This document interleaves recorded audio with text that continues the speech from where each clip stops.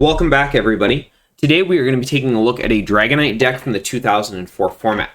Now, before I jump too much into the video here, I do have a couple of disclaimers. First off, I've tested this deck a lot over the last couple of months, and the deck will play really well against any sort of Gorebyss variant. I've tested it against quite a few different variations of Gorebyss, and it plays very well against all of them. However, the deck is going to struggle against decks that play 150 HP Pokemon. Decks like Blaziken, Gardevoir, and Swampert EX are great examples of this. Essentially, you can do 70 damage, you do it twice for 140, and it's just really hard to find that last 10 damage. The second disclaimer I have is this deck is not mine.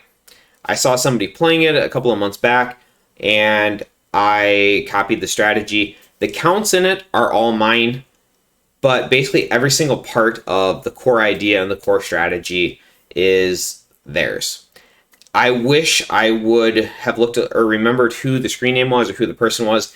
I don't. If somebody knows who created this deck, please put it down in the comments below. This is one of the coolest and, to be honest with you, rogue strategies I've seen in the 2004 format in a while, and I would love for that person to get credit, whoever came up with it.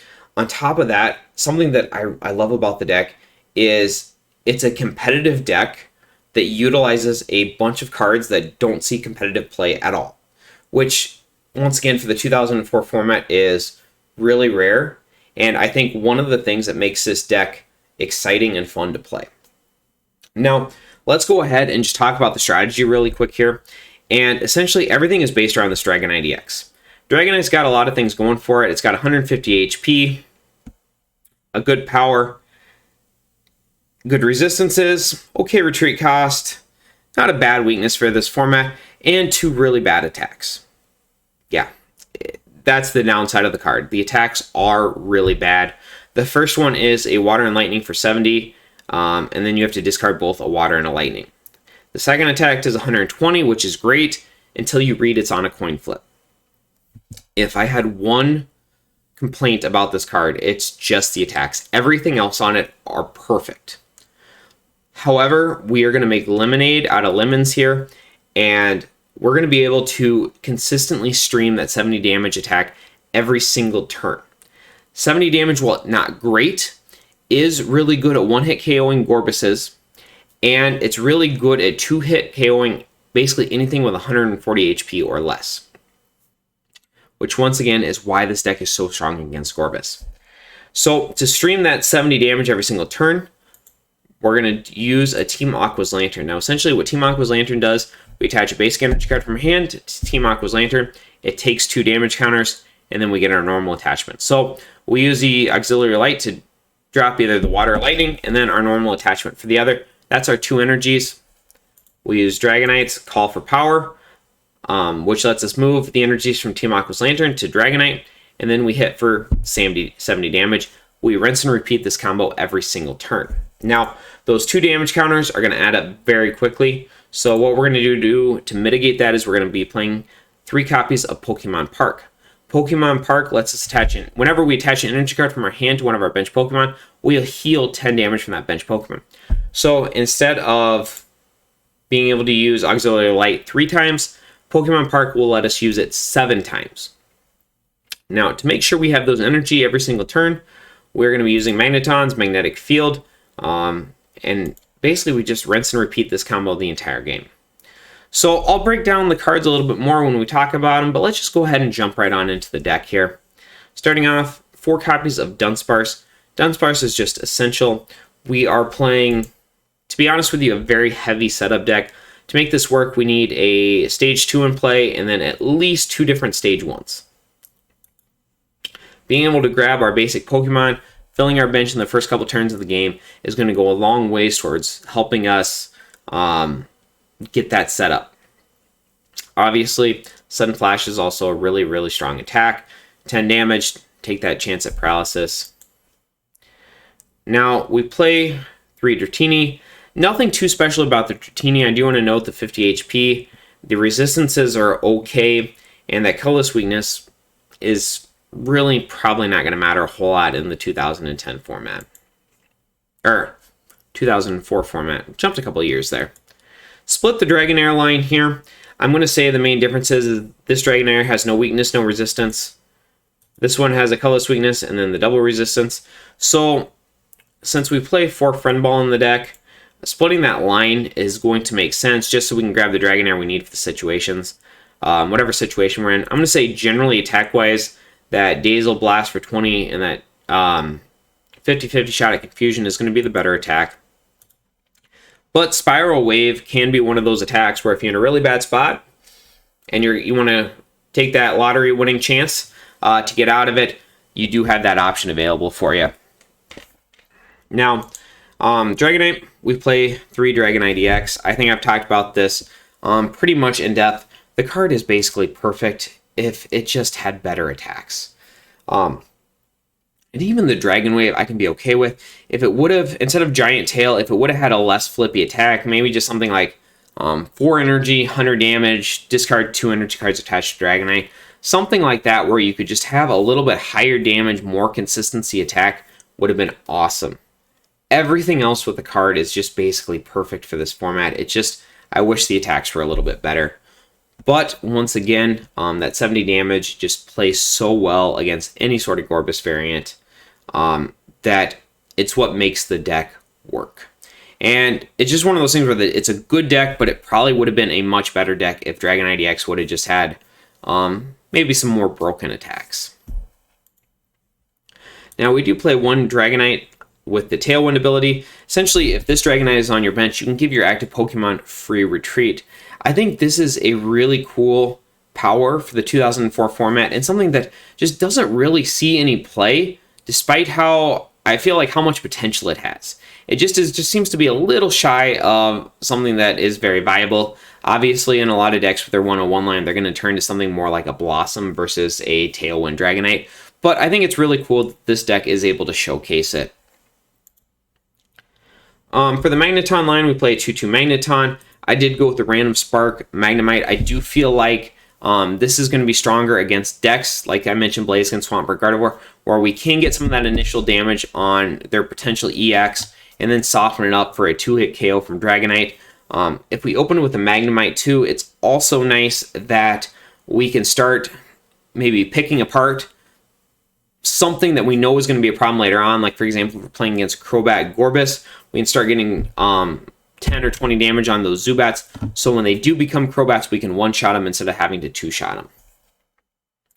I also want to note you can hit stuff on the bench with this. Which once again, when we're playing something like a 70 damage attack, you are going to find yourself in situations where, oh darn, I'm 10 shy of knocking something out. This Magnemite is going to give you that option. Magneton, of course, absolutely essential to the deck. Got to make sure we're getting those energy back every single turn so we can play them back down with Lanturn. 2-2 Lanturn. Cover this one pretty much in depth. Nothing too crazy here. The 1 retreat cost of metal resistance is nice, but it's not going to be super relevant for us. I do want to note that the Magneton and the Team Aqua's Lanturn are essential for the deck. That's why we do play 2-2 lines of both. We cannot afford to play a 1-1 line and then prize either component of it. That 2-2 line is going to be mandatory. Now, to make room for this, I went ahead and played a 1-1 Delcatty line. Now, this isn't something you see very often, but I do think it is a lot more viable than people realize. I just think it's something that people really haven't considered, and it's something that I've tested in some different decks. But essentially, in the 2004 format, Delcatty is just a bench setter. Most decks don't have ways to go after Delcatty, so if you are able to get that Delcatty, if you don't prize either component of the Delcatty line, it is relatively easy to get it out. With your 4 Dunsparce and your 4 Friend Ball, it is still very, very, very consistent, and you just found 2 additional spots for your deck. Obviously, the downside of that is when you do prize the Skitty or the Delcatty line, that's a problem, which is something you probably don't run into when you play a 2-2 line. Supporter-wise, 4 Copycat, 4 Stevens. This should be in about every single one of your 2004 decks. I can't think of a single one that I don't max both of those in. Then 4 Underground Expedition. This is something else that I've been testing a lot recently, and I've actually really, really liked it. Now, a lot of decks are going to use Delcatty and then Delcatty and then Oracle to set up. Oracle's obviously incredibly strong. Put 2 cards on top of your deck. Choose 2 cards from your deck, put them on top, and then Delcatty, you draw them. So instantly it's like a double quick search for that one combo. The thing is, though, Oracle by itself is not that good. It is only good when you have Delcatty in play. It's also not good in the opening hand. It's much stronger in the mid to late game. So if you open, let's say, Dunsparce Oracle, well, you can't do both. You either search your deck for 3 Pokemon or you play Oracle. Because if you Oracle and then you strike and run, your deck is going to get shoveled. It's going to mess up that Oracle. So Underground Expedition is one of those cards where it's a much better early game supporter, but still has a good power spike in the middle and late game. Compared to Oracle, who is a very high power spike in the mid to late game, but is incredibly weak in the early game. I think this just adds a little bit more consistency to the deck, especially in the early game. And considering the fact we're only playing a 1-1 Delcatty line, so we just don't have as much consistency as decks that play a 2-2 Delcatty line to make sure that we're getting it out every single game. 4 copies of Friend Ball. Not only is our main attacker colorless, Delcatty's colorless, but I would say Lightning is also in the top 3 most popular types in the 2004 format. So you're always going to get a ton of mileage out of Friend Ball. Got to make sure you're playing 4 copies of it. 3 copies of Pokemon Nurse. This is one of the nice things about the deck, and discarding those energies is that Dragonite can take advantage of Pokemon Nurse really easily. Essentially, you send up Dragonite, discard 2 energy.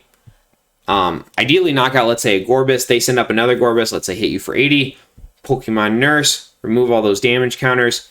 Do your combo again, 70 damage, knock out the new Gorebyss. You just rinse and repeat this combo. Pokemon Nurse just plays so well in the deck.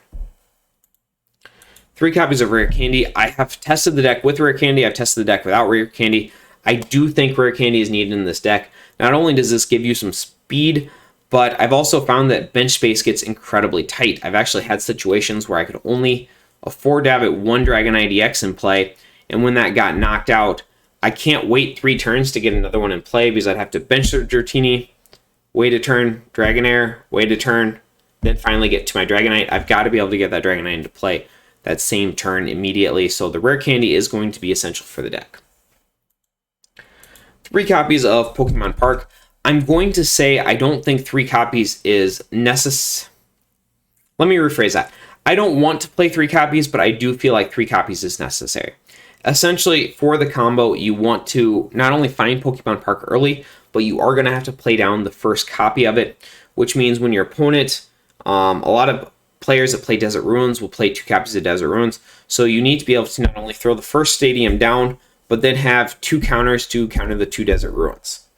And when you're playing a deck that aims to have very favorable Gorebyss matchups, and most Gorebyss decks are playing 2 Desert Ruins, that 3rd copy of Pokemon Park is pretty much essential to the deck, even if it does feel bad to play it. 1 copy of Town Volunteers. We do play a very thin Dragonite line with only a 3-2-3-1, so it's nice for that. We do play some key tech Pokemon we want to be able to put back in the deck as well. The 1 copy of Town Volunteers has played well for me. I also want to note, in some situations, it is actually going to be nice to be able to throw energy back in the deck and then be able to draw them. Something else I found in the 2004 format too is I like to play Town Volunteers. I'm not saying it's a reason to play the card, but it does feel really good to know that you can basically just burn through your deck as quickly as possible. And then Town Volunteers does give you that safety net to make sure that you're not decking out. Then for the energy count, I play 6 Lightning, 5 Water. I had it at 6 and 6. I dropped it down to 6 and 5 just for space.